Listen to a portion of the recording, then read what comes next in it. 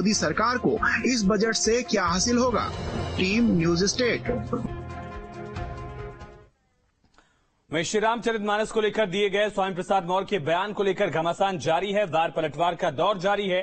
संत समाज भी तरह तरह से अपना आक्रोश जाहिर कर रहा है। इन सब के बीच स्वामी प्रसाद मौर्य ने एक बार फिर से ट्विटर पर अपनी भड़ास निकाली। स्वामी प्रसाद मौर्य ने लिखा कि समस्त महिला समाज और शूद्र वर्ण के सम्मान की बात क्या की, मानो पहाड़ टूट गया। जिन दंभी पाखंडी छद्मवेशी बाबाओं ने सर काटने वालों को 21 लाख देने की घोषणा की थी, वही बाबा फोटो को तलवार से काटकर अपने शैतान होने की पुष्टि कर रहे हैं। अब इन्हें पलटी मार बाबा कहें या थूक कर चाटने वाला हैवान, इस तरह के शब्दों का इस्तेमाल स्वामी प्रसाद मौर्य ने फिर से किया है।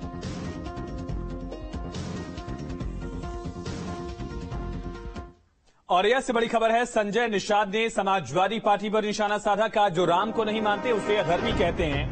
रामचरितमानस में राम और निषाद की दोस्ती की मिसाल है। समाजवादी पार्टी ने न सिर्फ राम बल्कि निषाद समाज का अपमान किया है, जिसका जवाब उन्हें आगामी चुनाव में जनता देगी। ये दावा, ये बयान डॉक्टर संजय निषाद का। कैबिनेट मंत्री संजय निषाद ने समाजवादी पार्टी पर निशाना साधा। धर्म के विरोध में जो आवाज उठाता है उसे अधर्मी कहा जाता है, और अधर्मी व्यक्ति को जनता लोकतंत्र है। लोकतंत्र में जनता जज है, जनता साइनिंग अथॉरिटी है। जिन नेताओं को जनता ने खुद अस्वीकार कर दिया हो तो उसके जुबान पर हम क्या कर सकते हैं। और बाकी भगवान राम और निषाद राज की मित्रता है। भगवान राम और निषाद राज का बहुत बड़ा मूर्ति 56 फुट के निषाद राज की क्लिप बन रही है। 18% आबादी हम ये अंग्रेजों ने तो उजाड़ा था, पिछली सरकारों ने कहीं नहीं छोड़ा था। कांग्रेस के नेता प्रमोद कृष्णम ने अखिलेश यादव पर निशाना साधा। अखिलेश यादव को लेकर कहा कि समाजवादी पार्टी को फैसला करना पड़ेगा कि वो बीजेपी के खिलाफ है या हिंदू धर्म के खिलाफ है। इससे पहले आचार्य प्रमोद कृष्णम ने स्वामी प्रसाद मौर्य के खिलाफ एनएसए की कार्रवाई की मांग भी ट्वीट के जरिए की थी। राष्ट्रीय सुरक्षा कानून के तहत कार्रवाई की मांग की थी, गिरफ्तारी की मांग की थी। अब सीधा हमला उनका अखिलेश यादव पर। देखिए, स्वामी प्रसाद मौर्य ऐसा समझते हैं जैसे रामायण और भगवान श्री राम भाजपा के हैं। रामायण हमारी आस्था का आधार है। भगवान श्री राम किसी एक पार्टी के नहीं है, किसी एक जाति के नहीं है, किसी एक राष्ट्र के नहीं है। समाजवादी पार्टी को अब ये फैसला करना होगा कि वो बीजेपी के खिलाफ है या हिंदू धर्म के खिलाफ है। समाजवादी पार्टी को, आदरणीय अखिलेश जी को अब ये बात साफ करनी पड़ेगी कि वो स्वामी प्रसाद मौर्य के साथ हैं या भगवान श्री राम के साथ हैं।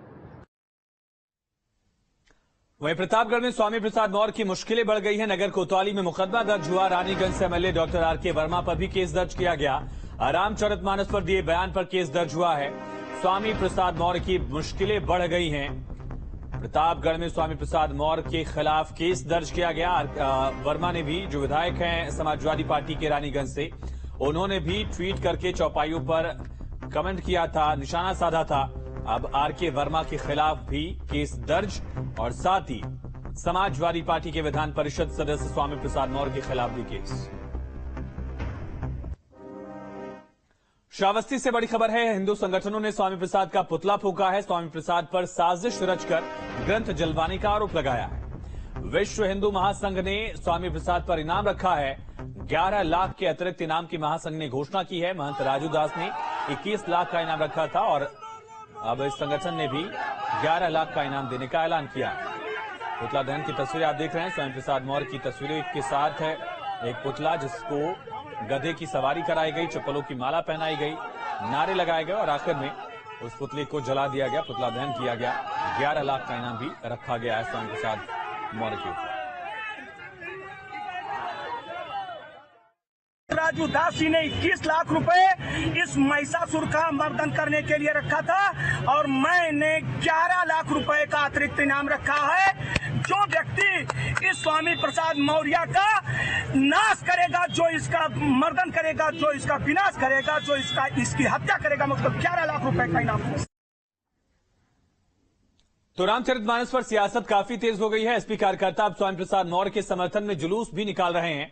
आज प्रतापगढ़ में एसपी कार्यकर्ता जुलूस निकाल तो रहे थे, लेकिन जुलूस कचहरी के पास जैसे पहुंचा उसी दौरान वहां हंगामा मच गया। वकीलों ने समाजवादी पार्टी कार्यकर्ताओं को दौड़ा दौड़ा कर पीटा है। एसपी कार्यकर्ताओं के पिटाई की घटना कैमरे में कैद हुई। सूचना पर पहुंची पुलिस ने भी हल्का बल प्रयोग करके स्थिति को काबू किया है।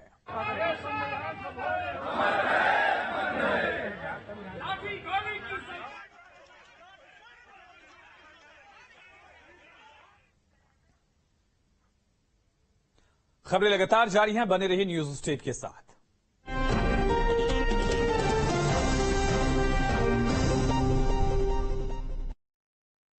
सदियों से जिस एलोवेरा से लोग थे अनजान, हमने किया उस पर वैज्ञानिक अनुसंधान और ये पाया कि पतंजलि एलोवेरा जेल से 3 से 7 दिन में पिंपल्स, रिंकल्स, डार्क सर्कल ठीक हो जाते हैं। रैशेज, इचिंग व स्किन इरिटेशन में तो इंस्टेंट बेनिफिट मिलता है और आपकी स्किन रहती है ever young. Emami healthy and tasty कच्ची घनी सरसों तेल, शुद्ध छाछ और स्वाद। इमामी हेल्दी एंड टेस्टी कच्ची घनी सरसों तेल।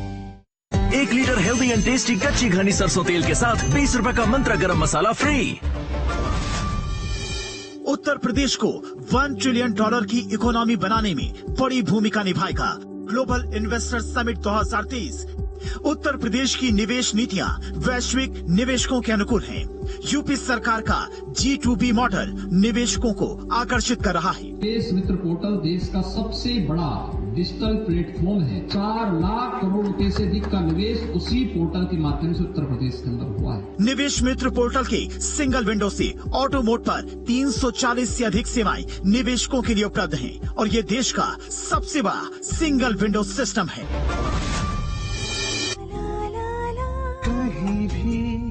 कभी भी मूड बना दे। टाइटैनिक K2 कैप्सूल, मर्दों की पहली पसंद। खटीना पूरी, अल्ट्रालाइट पूरी। वो कैसे? Emami healthy and tasty ultralight soybean oil. इसमें है सबसे कम एब्जॉर्प्शन, कम चिपचिपा और हल्का। Emami healthy and tasty ultralight soybean oil. Emami healthy and tasty. सह प्रायोजक एवरेस्ट गरम मसाला, टेस्ट में बेस्ट एवरेस्ट, और अभिमन्यु मोनोजिंक, किसानों का सच्चा साथी।